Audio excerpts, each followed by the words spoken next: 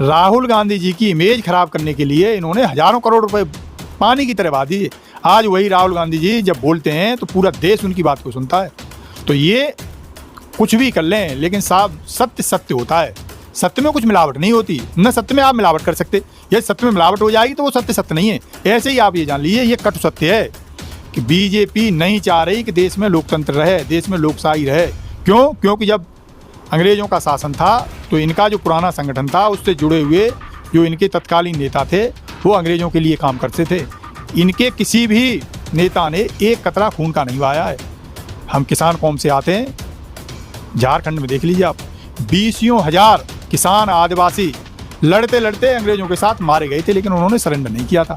तो हमारा इतिहास सरेंडर का नहीं है। सरेंडर का इतिहास तो मोदी जी जिस संगठन से आते हैं उसका रहा है। बिहार के लोग बहुत जागरूक लोग हैं, इनकी हर चालबाजी को समझ। सरकार नहीं चाह रही देश में लोकतंत्र रहे, ये चाह रहे हैं कि धीरे धीरे लोकतंत्र अपने आप ही खत्म हो जाए।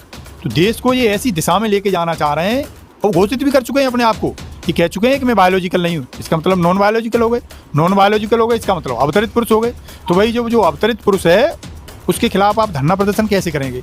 ये इस थ्योरी पे चल रहे हैं। इनका ये मानना है कि नहीं साहब, आप मोदी जी की बुराई नहीं कर सकते, आप मोदी जी तो अवतरित पुरुष हैं। लेकिन साहब आप ध्यान दूसरी हमारी बात पे भी दे लीजिए। ये आज़ादी हमें खैरात में नहीं मिली है, ये लोकतंत्र हमें जो है किसी ने तस्तरी में परोस के नहीं दिया है। इतिहास रहा है इस देश का कि देश के लाखों करोड़ों लोगों ने कुर्बानियाँ दी हैं, और कांग्रेस का इतना बलिदान का इतिहास रहा है, इतना त्याग का इतिहास रहा है कि उसको आप चाह के भी नहीं मिटा नहीं सकते साहब।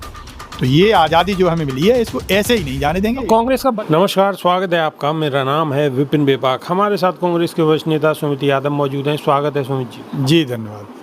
सुमित यादव, 2014 के बाद आंदोलन अगर होते हैं, विरोध प्रदर्शन होता है, तो पुतले फूंकने वाली जो प्रथा थी वो कहीं ना कहीं अब गायब नजर आ रही है। जो संविधान ने, बाबा साहेब ने हमें अधिकार दिया था विरोध का, उसमें कहीं ना कहीं फ़र्क हो गया। तो पिछले लगभग 11 साल से तो ये चीज़ें बिल्कुल गायब होती चली जा रही हैं। और अगर कोई पुतला फूंकने की कोशिश भी करे तो पुलिस प्रशासन उस पर इस तरीके से टूटता है कि जैसे उनका कोई पर्सनली कोई उनका विरोध कर रहा है। देखिए, देश में जब से बीजेपी सरकार आई है तो ये बड़े सुनियोजित तरीके से धीरे धीरे मतलब एकदम नहीं, जैसे इमरजेंसी लगाई थी तो तुरंत ये कह दिया गया था कि इमरजेंसी लग गई। अब ये अघोषित इमरजेंसी का दौर चल रहा है। तो जो आपके संवैधानिक अधिकार थे वो धीरे धीरे ख़त्म किए जा रहे हैं। ये नहीं कि एकदम ख़त्म कर लें तो लोग सड़कों पे आ जाएंगे। ये एक सुनियोजित इनकी साजिश है। उस साजिश के तहत धीरे धीरे जो डेमोक्रेटिक राइट हैं आपके, वो आपके विड्रॉ किए जा रहे हैं। तो ये अब बिहार से तस्वीर आ रही है निकल के, उसमें महिला छात्र विरोध प्रदर्शन कर रहे हैं, उसमें महिलाओं को, बच्चियों को, किसी को नहीं छोड़ रही पुलिस। मतलब खुलेआम इस तरीके से उनके साथ कृत्य किया जा रहा है जैसे वो कोई अपराधी हैं। उन्होंने कोई बहुत बुरा कोई जुर्म किया है उन्होंने। बिहार में ये पूरी तरह से बेनकाब हो गए हैं। बिहार के लोग इन्हें खदेड़ना चाह रहे हैं, लेकिन ये अपनी उस पर एक षड्यंत्र रच रहे हैं ऐसा कि किसी तरीके से वोट की चोरी कर लें। तो बिहार के लोग तो अब ये जान लीजिए वहाँ वोट की चोरी होने नहीं देंगे। और अभी आपने बात कही कि ये प्रदर्शन नहीं कर रहे हैं, करने नहीं दे रहे हैं। तो आप देखिए, हमारी बहन बेटियाँ, अंतर्राष्ट्रीय स्तर की ख्याति प्राप्त बहन बेटियाँ दिल्ली में बैठी थी, बिल्कुल जहाँ मोदी जी रहते हैं वहाँ से चंद फर्लांग की दूरी पे। उन बहन बेटियों को जो है इतना बेइज्जत किया इन्होंने, इतना बेइज्जत किया कि अंतर्राष्ट्रीय स्तर पे उनके समर्थन में बहुत लोग आ गए। तब इन्हें थोड़ी बहुत शर्म आई, थोड़ी बहुत इन्होंने कार्रवाई करी, और वो भी आज आप देख लो। कुल मिला के ये है कि ये सरकार नहीं चाह रही देश में लोकतंत्र रहे। ये चाह रहे हैं कि धीरे धीरे लोकतंत्र अपने आप ही ख़त्म हो जाए। तो देश को ये ऐसी दिशा में लेके जाना चाह रहे हैं, और घोषित भी कर चुके हैं अपने आप को। ये कह चुके हैं कि मैं बायोलॉजिकल नहीं हूँ, इसका मतलब नॉन बायोलॉजिकल हो गए। नॉन बायोलॉजिकल हो गए इसका मतलब अवतरित पुरुष हो गए। तो वही जो अवतरित पुरुष है उसके खिलाफ आप धरना प्रदर्शन कैसे करेंगे? ये इस थ्योरी पे चल रहे हैं। इनका ये मानना है कि नहीं साहब, आप मोदी जी की बुराई नहीं कर सकते, आप मोदी जी तो अवतरित पुरुष हैं। लेकिन साहब आप ध्यान दूसरी हमारी बात पे भी दे लीजिए। ये आज़ादी हमें खैरात में नहीं मिली है, ये लोकतंत्र हमें जो है किसी ने तस्तरी में परोस के नहीं दिया है। इतिहास रहा है इस देश का कि देश के लाखों करोड़ों लोगों ने कुर्बानियाँ दी हैं, और कांग्रेस का इतना बलिदान का इतिहास रहा है, इतना त्याग का इतिहास रहा है कि उसको आप चाह के भी नहीं मिटा नहीं सकते साहब। तो ये आज़ादी जो हमें मिली है इसको ऐसे ही नहीं जाने देंगे। तो कांग्रेस का बलिदान ये जनता, देश की जनता कहीं ना कहीं भूल रही है, क्या कहेंगे?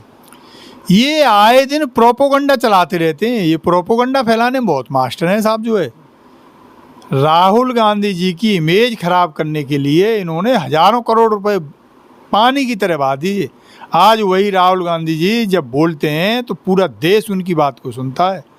तो ये कुछ भी कर लें, लेकिन साहब सत्य सत्य होता है, सत्य में कुछ मिलावट नहीं होती। न सत्य में आप मिलावट कर सकते, यदि सत्य में मिलावट हो जाएगी तो वो सत्य सत्य नहीं है। ऐसे ही आप ये जान लीजिए ये कटु सत्य है कि बीजेपी नहीं चाह रही कि देश में लोकतंत्र रहे, देश में लोकशाही रहे।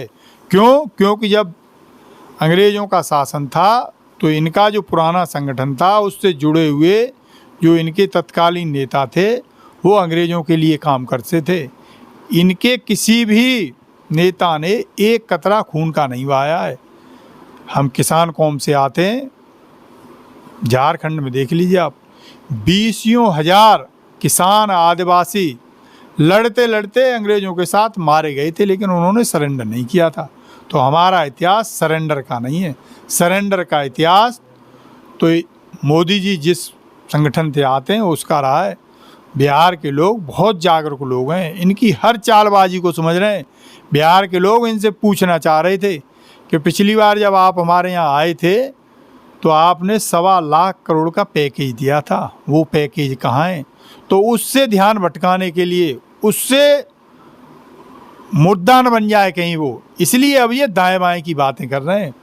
बिहार के लोग बहुत जानकार, बहुत समझदार हैं, इनकी किसी भी झांसे में आने वाले हैं नहीं, आप ऐसे मान के चलिए। बिहार के लोग बहुत समझदार हैं, इनके झांसे में आने वाले नहीं हैं।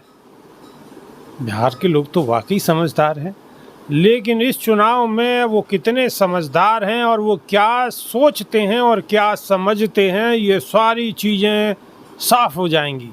लेकिन उसके लिए करना पड़ेगा अभी इंतज़ार। हम भी कर रहे हैं और आप भी करिए। तो सुमित यादव ने अपनी बात मजबूती के साथ रखी है। आपको इनकी बात कैसी लगी कमेंट के माध्यम से अपनी राय अवश्य दीजिएगा। बहुत बहुत शुक्रिया, धन्यवाद, नमस्कार। जी धन्यवाद।